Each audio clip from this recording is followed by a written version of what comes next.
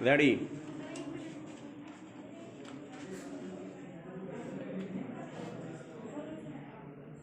Start.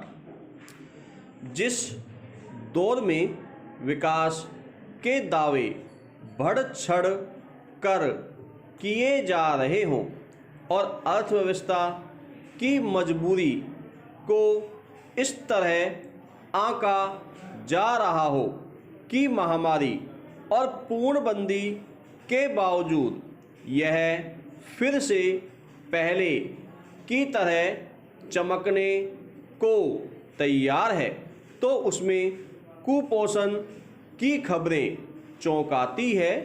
विराम।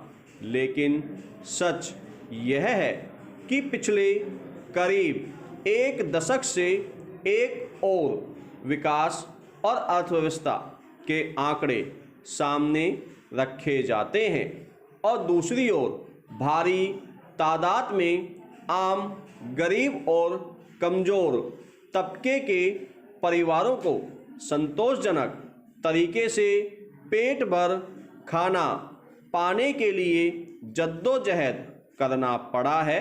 विराम। ऐसे लोगों की संख्या बढ़ी है जो सरकार की ओर से चलाए जा रहे कल्याण कार्यक्रमों के तहत मिलने वाले या फिर सस्ती दरों पर मुहैया कराए गए अनाज के बूते जिंदा रहते हैं। विराम। लेकिन पिछले कुछ समय से उन कार्यक्रमों की क्या स्थिति चल रही है, यह समझना मुश्किल नहीं है। विराम।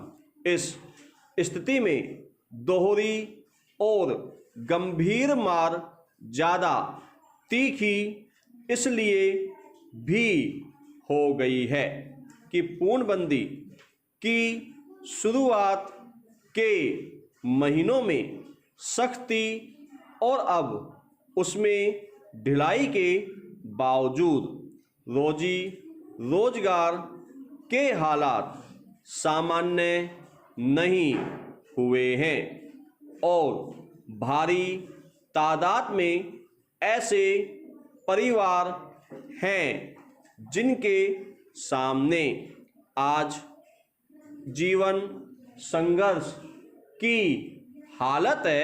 विराम। पैरा। हाल के महीनों में ऐसी आबादी का दायरा बढ़ता गया है जो पोषण युक्त भोजन से दूर महज काम चलाऊ खाना मिलने भर से अपनी जिंदगी चला रहे थे। विराम। ऐसे में अंदाजा लगाया जा सकता है कि इस आबादी के बीच बच्चों के पोषण की स्थिति क्या होगी और उसके कमज़ोर होने की हालत में बीमारियों और अन्य चुनौतियों के सामने उनकी जीवन संभव्यता कितनी होगी। विराम। शायद यही वजह है कि केंद्रीय महिला एवं बाल विकास मंत्रालय ने सभी राज्यों और केंद्र शासित प्रदेशों को पत्र लिखकर मुख्य सचिवों को बच्चों में गंभीर कुपोषण का पता लगाने और ज़रूरत पड़ने पर उन्हें अस्पतालों या आयुष केंद्रों में भिजवाने को कहा है। विराम। पत्र के मुताबिक यह प्रक्रिया इस महीने के आखिर तक पूरी हो जानी चाहिए। विराम। निश्चित रूप से इस पहल के पीछे बच्चों में कुपोषण के हालात के प्रति चिंता दिखाई देती है, मगर बच्चों में गंभीर कुपोषण की हकीकत कोई 2-4 दिनों में खड़ी हुई मुश्किल नहीं है विराम।